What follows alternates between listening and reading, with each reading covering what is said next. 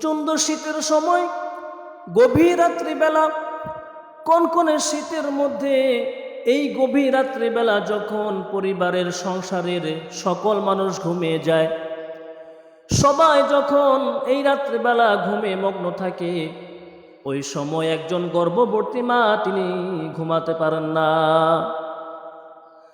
কারণ তার পেটের ভিতরে একজন জীবিত সন্তান রয়েছে, গর্ভে একজন সন্তান রয়েছে।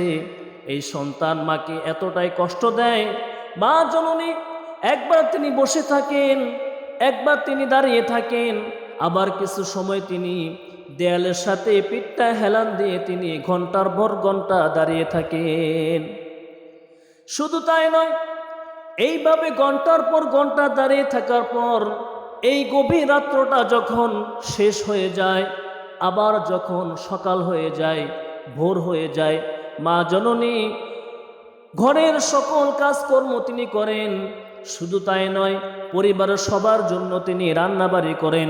রান্নাবাড়ি করার পর সবাইকে যখন তিনি খাবার খাওয়ান, খাবার খাওয়ার পর সবাইকে খাবার খাওয়ানোর পর তিনি যখন সবার শেষে তিনি খেতে বসেন, ভাতের প্লেটটা যখন সামনে নিয়ে আসে, এমন সময় ওই গর্ভের যে সন্তান রয়েছে, ওই সন্তান হাত দিয়ে, পা দিয়ে, মাথা দিয়ে গুঁতা দিতে থাকে। এই কষ্ট পাওয়ার কারণে মা জননী তিনি ঠিক মতো খেতে পারল না। ভাতের প্লেটটা সামনে সরিয়ে দিয়ে তিনি কান্না করতে লাগলেন। এইভাবে মা জননী একদিন নয়, 2 দিন নয়, 10 মাস 10 দিন একজন জীবিত সন্তান পেটের ভিতর নিয়ে আরেকজন জীবিত নারী তিনি হাঁটাচলা করেন, লড়াচড়া করেন। সুবহানাল্লাহ। গভীর রাত্রে বেলা পরিবারের সংসারে সবাই যখন ঘুমিয়ে যায়, তখন একজন গর্ভবতী মা তিনি ঘুমাতে পারেন না। কারণ তার পেটের ভিতরে একজন সন্তান রয়েছে। ওই সন্তানের কারণে এই পেটের ভিতরে ওই সন্তান হাত দিয়ে, পা দিয়ে লাড়া দিতে থাকে। এই জন্য মা জননীর কষ্টের কারণে তিনি ঘুমাতে পারেন না। একবার বসে থাকে, একবার দাঁড়িয়ে থাকে, দেয়ালের সাথে পিঠটা হেলান দিয়ে তিনি এইভাবে ঘন্টার পর ঘন্টা দাঁড়িয়ে থাকেন। সুবহানাল্লাহ। এই জন্য নবীজি সাল্লাল্লাহু আলাইহি সাল্লাম বলেন, যখন কোনো গর্ভধারিণী মা সারা রাত ঘুমাতে পারল না, এই জন্য ঘুমাতে না পারার কারণে, ইবাদত বন্দেগী না করার কারণে আল্লাহ পাক রব্বুল আলামিন সারা রাত্র নফল ইবাদত করলে যে সওয়াব, এই সওয়াব আল্লাহ পাক রব্বুল আলামিন মায়ের আমলনামায় দান করে। সুবহানাল্লাহ। শুধু তাই নয়, এই যে রমজান মাসে যে রোজা ফরজ হয়েছে আমাদের উপর, মা জননী গর্ভে সন্তান থাকার কারণে তিনি রোজা রাখতে পারল না, নফল রোজা রাখতে পারে নাই। তিনি যদি রোজা রাখেন, সন্তান পেটের ভিতর অসুস্থ হয়ে যাবে, পানি শূন্যতা হয়ে যাবে। এই জন্য মা জননী তিনি রোজা রাখতে পারলেন না।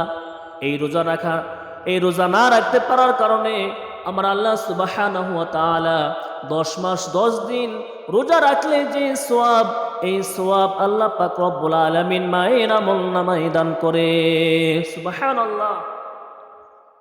এইভাবে যখন 10 মাস 10 দিন শেষ হয়ে যায়, সন্তান যখন ডেলিভারির সময় হয়ে যায়, ডেলিভারির নিকটবর্তী যখন হয়ে যায়, মা জননীর মাথার ভিতরে এমন একটা চিন্তা আসে, এমন একটা টেনশন আসে। মা মনে করে হয়তোবা এইবারে তিনি শেষ হয়ে যাবে, মারা যাবেন। এই জন্য পরিবারের সবার কাছে তিনি বিদায় নেন, বাবা মার কাছে তিনি বিদায় নেন, মানে স্বামীর কাছে তিনি বিদায় নেন। স্বামীর কানে কানে বলে, স্বামী আমার, তোমার সাথে দীর্ঘদিন আমি সংসার করেছি, তোমার সাথে আমি দীর্ঘদিন বসবাস করেছি। তোমার সাথে যদি আমি কোনো ধরনের ভুল ত্রুটি করে থাকি, আমাকে ক্ষমা করে দিও। এই নো চাবির সূরাগুলো তোমার কাছে আমি জমা দিলাম। আমি হয়তোবা এইবারে আমি শেষ হয়ে যাব, মারা যাব। এমন কষ্ট পায় একজন মা জননী। এরপর যখন সন্তান ভূমিষ্ঠ হয়, সন্তান ভূমিষ্ঠ হওয়ার পর আল্লাহ পাক রব্বুল আলামিন মা জননী যখন এই সন্তানকে এক নজর দেখে, এক নজর দেখার কারণে আমার আল্লাহ পাক রব্বুল আলামিন 10 মাস 10 দিন যেই কষ্ট করেছে এই কষ্টটা মুহূর্তের মধ্যে আল্লাহ তাআলা তাকে ভুলিয়ে দেন। সুবহানাল্লাহ। শুধু তাই নয়, সন্তানকে যখন, এই শিশু বাচ্চাটাকে যখন মা জননী বুকের দুধ পান করাবেন, আল্লাহ পাক রব্বুল আলামিন প্রত্যেকটা ফোঁটার ফোঁটায় এক একটা করে নেকি আল্লাহ তাআলা ওই মায়ের আমলনামায় দান করেন। সুবহানাল্লাহ। এই হলো একজন গর্ভধারণী মার ফজিলত, কত মর্যাদাশীল। এই জন্য নবীজি সাল্লাল্লাহু আলাইহি সাল্লাম বলেন, আল জান্নাতু তাহতা কদামিল উম্মাহাত, প্রত্যেকটা সন্তানের জন্য মায়ের পায়ের নিচে জান্নাত রয়েছে। সুবহানাল্লাহ। নবীজি আরো বলেন, রিদা রব্বি ফি রিদল ওয়ালিদি ওয়া সাখাতু রব্বি ফি ওয়ালিদি, পিতামাতার সন্তুষ্টি আল্লাহ তাআলা সন্তুষ্টি, পিতামাতার সন্তুষ্টি আল্লাহ তাআলা সন্তুষ্টি।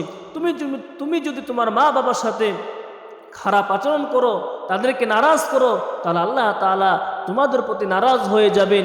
তুমি যদি তোমার বাবা মার সাথে ভালো আচরণ করো, ভালো ব্যবহার করো, তাদেরকে যদি তুমি খুশি করো, তাহলে আল্লাহ তাআলা তোমার উপর খুশি হয়ে যাবে। সুবহানাল্লাহ। এই জন্য আল্লাহ তাআলা বলেন, ও আমার বান্দা বান্দিরা, তোমরা তোমার বাবা মার জন্য এই দোয়াটি করো, ওয়াকুর রব্বিরহামহুমা কামা রব্বায়ানি সগীরা। এই দোয়াটি তোমরা তোমাদের বাবা মার জন্য বেশি বেশি পাঠ করো। সুবহানাল্লাহ।